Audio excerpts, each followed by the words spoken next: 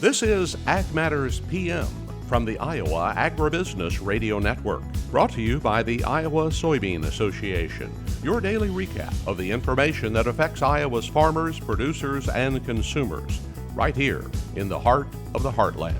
With reports from our award-winning broadcast team of Dustin Hoffman, Riley Smith, and Mark Magnuson. Now, from the IARN studios in Des Moines, here's Riley Smith. Good day and welcome to Ag Matters PM from the Iowa Agribusiness Radio Network. I'm Riley Smith. Today is Thursday, August 8th of 2024. It is the first day of the Iowa State Fair. We're so glad you can join us for today's show. We are here at the Iowa Agribusiness Radio Network broadcast barn outside of the beef barn here at the fairgrounds. We're in the same spot as usual, just with a new look to our stand. In today's episode of Ag Matters PM, I chat with Andrea Spencer. She is the superintendent of the floriculture show here at the Iowa State Fair. They had record-breaking amount of entries in the show this year. It's great to see, especially since kind of a downtick in entries since COVID. So great to see that coming back to where it used to be. But before we get into any of that, we'll take a look at the closing markets. It's time now for the Ag Matters PM Closing Market Summary, your source for market analysis and settlement prices from the day's trade in Chicago, courtesy of the folks at agmarket.net. We're at the end of the trading day in the ag marketplace. Coming at you here from the Iowa State Fair in Des Moines, and we're here with Kaden Sweeney of agmarket.net. Kaden, could you tell us what we've seen going on in the grain markets today? Yeah, unfortunately, more of what we've been seeing is we continue to see corn and beans sell off ahead of Monday's WASDE report. Well, unfortunately, again, one of those days where we were down and then clawed back a bit midday, and we're going to close near the lows again. So, at this point, sellers continue to be happy selling this thing and really pushing us lower heading into Monday's report. Okay, so when we look at the WASDE report coming up on Monday now, what are we thinking that we could see from the USDA, some of the changes that they might make to those numbers? Yeah, I mean, most likely is going to be a yield adjustment, and most likely that's going to be higher. Average trade guess going into that report is corn yield going up 1.2 and beans going up half a bushel per acre. So that's what the trade's looking for. I think at this point it's going to be a little bit difficult to argue against some sort of increase in yield. What the big question is how much, and I would expect the USDA to kind of go slowly into this, if you will. If the market decides it's trading at 184, I don't think the USDA is going to print that by any means. Here in August. So that's the big thing. I think acres technically can shift a little bit, based off of FSA data. You may see a bit come in there, acres shrink a bit, but I do think yield's going to be the main concern on Monday. And then when we look at the livestock side of the marketplace, how do we see cattle and hogs trade today? Yeah, more red, unfortunately. Cattle resuming their move lower. Feeder is going to be down $2, and fat cattle down $1.25. Hogs down $1 as well. So just continuing to see, a weak cattle market there. Hogs as well seem to be, kind of broke support and clawed back to resistance and weaker again here the last couple of days. So all in all, just a lot of liquidation, a lot of selling across the whole marketplace. And then when we're at this point in the season for that livestock demand, obviously a lot of that July 4th demand especially is really worn off of the marketplace. So at this point, how is that demand picture looking? And are we expecting to see more of that come through, especially when we get to Labor Day? Yeah, I think, at least in my opinion, when you look at the livestock side, a lot of that's going to be outside market influences. Certainly earlier in the week, we saw the stock market selling off heavily, and that kind of, flowed into the livestock as well, as a lot of these fund managers are long equities as well as livestock. So when they're liquidating, they're liquidating everything and selling livestock short. And then, in my opinion, too, a lot of livestock market is technical. The charts come big into effect, and the sell-off we've seen here the last week across both cattle and hogs are both pretty impressive, doing some technical damage. I'm afraid it's just going to continue to bring more and more selling to where we might wind up seeing the funds getting net short here. All right, Kaden, lots of great information today. For those of our viewers who would like to get in touch and learn more from the folks at agmarket.net, how can they do that? Yeah, just go to our website, agmarket.net, and you can reach myself or anyone from our team from there. Happy to help any way that we can. All right, Kaden, thanks again for taking the time to visit with us today, and we look forward to more market analysis soon. Sounds good, man. Have a good fair. That again was Kaden Sweeney of agmarket.net. We'll take a look at how those numbers close through the market window at iowaagnet.com. September corn down 4 even at 379 and a quarter. September soybeans down 11 3/4 at 993 and a half. September soybean meal down 410 at 319.50. Soybean oil up a dime at 42.17. Chicago wheat down 3/4 cent at 537 and a half. Kansas City hard red wheat down 4 even at 551 and a half. Minneapolis spring wheat down half a cent at 585 and a quarter. September oats up 1 even at 329 and 3/4. On the Merc, August live cattle down 22 cents at 182.05. August feeders down 25 at 242.37. October lean hogs down 95 cents at 73.62. October pork cutout down 80 at 91.65. Class 3 milk down 3 cents at 20.42. And that's been a check of the markets here on Ag Matters PM. We're going to go ahead and take a quick break to hear from our sponsor, the Iowa Soybean Association, and the Soy Checkoff. When we come back, I chat with Andrea Spencer, the superintendent of the Floriculture Show here at the Iowa State Fair. This is Ag Matters PM.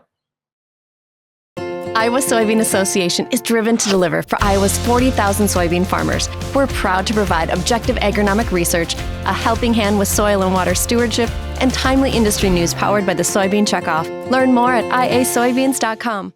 Welcome back to Ag Matters PM on the Iowa Agribusiness Radio Network. I'm Riley Smith. Very early this morning was the first show of the Iowa State Fair, or at least while people are allowed to be here on the fairgrounds, and that was the Floriculture Show. Happened very early in the morning, and I had the chance to visit with that, of course, being one of my favorite shows here on the fairgrounds. Superintendent Andrea Spencer was able to chat with me today and kind of let me know about the fact that there were over 1,000 entries, and we haven't seen that many really since COVID, so great to see that show flourishing as it should be. All right, we are here with Andrea Spencer. She is the superintendent of the Floriculture Show here at the Iowa State Fair, and quite a large show, especially since COVID.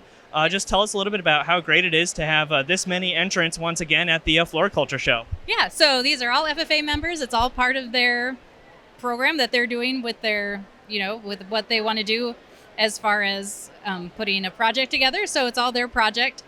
This year we had over 1,000 entries, which is a lot more than what we've had the past couple years. So it keeps growing steadily, which is great. So they all came in this morning.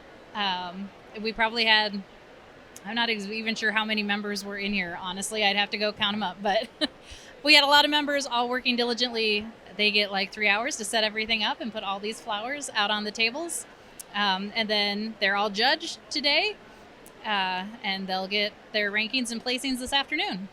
And many people, when they think of showing at the state fair, they're thinking of showing cattle, showing pigs. But the flowers require just as much showmanship as any livestock animal does. And, we see all of the kids who are involved in the show. They're wearing the same exhibitor shirt as everyone else. So, even though it might not be an animal, it's just as much of a big part of the state fair as anything else, right? It is. Oh, very much so. So these students that have done this, they have had to start. They're already starting this fall already, like planning out the tubers that they're going to buy and the corms and the plants that they want to grow and laying out their garden plans. And some of them start seeds in January. Like if you have Lysianthus and you're starting from seed, that's a January start. Then they can start and they do cuttings and things like that throughout the early spring, and then they all have to go into the ground. I know one of our members, she has 600 dahlias that she planted this year just for her project. But there's others that it takes a lot of work. And then there's if you think about your own gardens, there's all the weeding, and then these big dahlias, you have to disbud them. So you have to go out and you have to disbud them in the summer. So there's a lot of summer work too that goes into it, conditioning them, making sure they're growing. And of course, just like any other crop, high winds could knock everything down. We just had some big high winds here a week or so ago, which I know that didn't help especially those tall glads. They don't like that.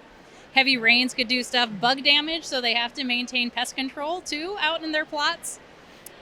So they have to do all of that. And then when they get here, yeah, you're right, the showmanship. So they're wearing their numbers and exhibitor shirts just like everybody else that's showing here on the fairgrounds. And we do have showmanship competition. So we have a judge going through and making sure. And he talks to them about, do you know what you're raising and what you're growing and how you're doing, and looks at, are you putting it in the right bottle? Are you leaving the leaves on? We can't have leaves in the water. Like that gets them docked when it comes to judging. So yeah, all of that goes into it. There's a lot of things to think about it even the day of. It's not just putting tags on and throwing it in a class. There's a lot of things that they do for showmanship. And like you mentioned, later on we'll have the showmanship awards and just awards in general for the chapters, point totals, individual awards. That will be later this afternoon. And of course, a great place to be here too in the John Deere Ag Building to everybody kind of walk on by and see these flowers on display. Oh, it is. Yeah, it's a great place to be. And of course, it's a big show, and I have a lot of people that come by and ask us, what is that? And that's great. So we answer their questions as to what the flowers are. And, even some people ask how to grow them here in Iowa, and that's good too. So, and I've known some of the students when they're setting up, they'll help answer questions too, because the building is open for about an hour while students are still working. And so I know our students do a lot of education as well. So it's great. And they'll have their awards this afternoon. And like you said, we'll have the chapter awards and the individual awards. And then, and we even have, just like Parade of Champions with livestock and everything else, the flowers also go in Parade of Champions. So. Yep, and we'll have those results posted later on in the show today. And just one last thing before we wrap up this interview. For anyone, especially FFA members or ag kids who are on the fence thinking about a floriculture show, what's your sales pitch to them to get them involved in this category? Well, flowers are beautiful. We don't have to do, there's a lot of paperwork we don't have to do, right? Front end. But it's really fun. If you just want to grow them in your yard, even if you have a grandparent or somebody who wants to help you, because I know oftentimes it was my grandma that helped me get into floriculture when I was young, to help tell you names of roses and things like that. So it may even be things you already have growing in the yard and just figuring out what variety are they and how can I take care of it better to come to the show. So I think if you're wanting to try something really easy, like marigolds are a really simple start. So are zinnias. They're really simple. Throw the seed in the ground, weed them, take care of them. I think that's a great way to start. That again was Andrea Spencer, the superintendent of the Floriculture Show here at the Iowa State Fair. And that's all the time we have for today's episode of Ag Matters PM. Thanks again for tuning in. You can find all of our content on our website at iowaagnet.com. Also follow us on social media at Facebook, X, LinkedIn, and TikTok, and find our video content as well as previous episodes of AM PM on our YouTube channel. So don't forget to subscribe and hit the notification bell to see when those videos go live.